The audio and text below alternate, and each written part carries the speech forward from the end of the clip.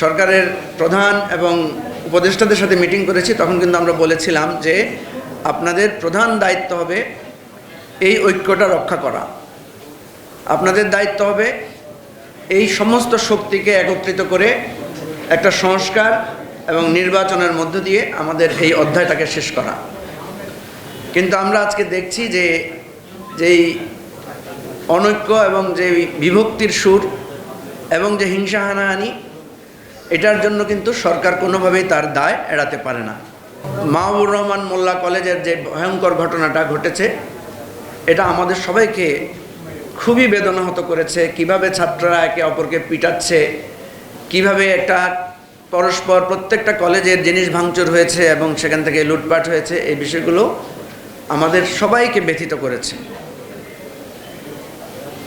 এখন প্রশ্ন হচ্ছে, এই যে ছোটোখাটো বিষয় নিয়ে, এর আগে আপনি দেখেছেন যে ইউনাইটেড মেডিকেল কলেজ না, ওটা ন্যাশনাল মেডিকেল কলেজে পুরান ঢাকায় সেখানেও ভাঙচুর হয়েছে। আজকে আমি দেখলাম যে ন্যাশনাল মেডিকেল কলেজের প্রিন্সিপাল অত্যন্ত দুঃখ ভারাক্রান্ত হৃদয় বলছেন যে একটা চিকিৎসার মানুষের মৃত্যু হতেই পারে, মানুষের বিপদ হতেই পারে, কিন্তু যে কোনো ঘটনাকে কেন্দ্র করে হসপিটালে হামলা করা, ডাক্তারদেরকে দায়ী করা, এগুলো কিন্তু আমাদের দেশে প্রায় হয়।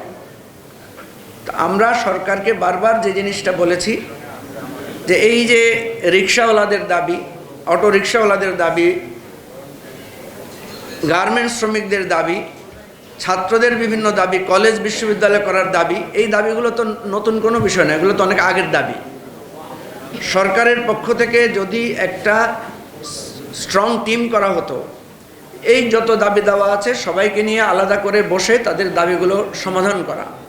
আমরা বাংলাদেশের স্বাধীনতা যুদ্ধ, গণতান্ত্রিক সংগ্রামে অংশগ্রহণকারী আওয়ামী লীগ, ছাত্রলীগের বিচার চাচ্ছি না।